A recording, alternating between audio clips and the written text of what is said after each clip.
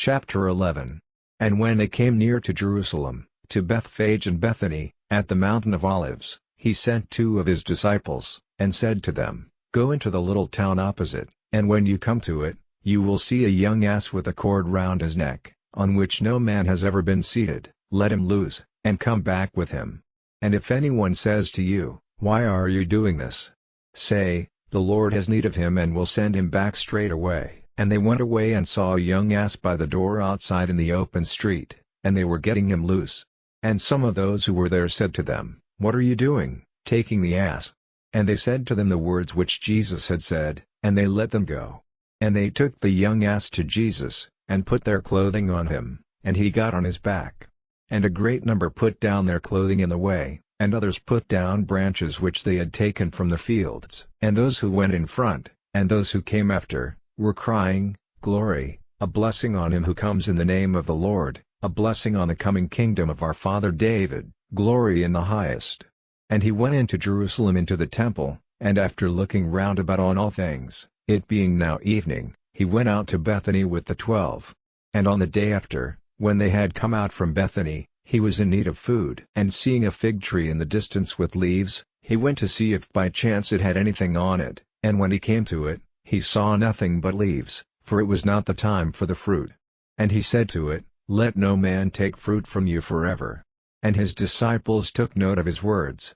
And they came to Jerusalem, and he went into the temple, and sent out those who were trading there, overturning the tables of the money changers and the seats of those who were offering doves for money. And he would not let any man take a vessel through the temple. And he gave them teaching, and said to them, Is it not in the writings, My house is to be named a house of prayer for all the nations?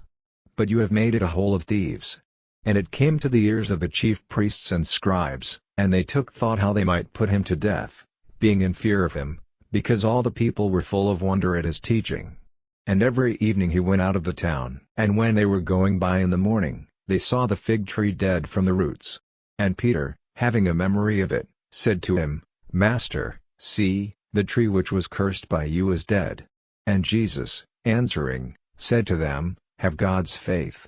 Truly I say to you, whoever says to this mountain, Be taken up and be put into the sea, and has no doubt in his heart, but has faith that what he says will come about, he will have his desire. For this reason I say to you, whatever you make a request for in prayer, have faith that it has been given to you, and you will have it. And whenever you make a prayer, let there be forgiveness in your hearts, if you have anything against anyone, so that you may have forgiveness for your sins from your Father who is in heaven. And they came again to Jerusalem, and while he was walking in the temple, there came to him the chief priests and the scribes and those in authority, and they said to him, By what authority do you do these things? Or who gave you authority to do these things? And Jesus said to them, I will put to you one question, give me an answer, and I will say by what authority I do these things. The baptism of John, was it from heaven or from men? Give me an answer.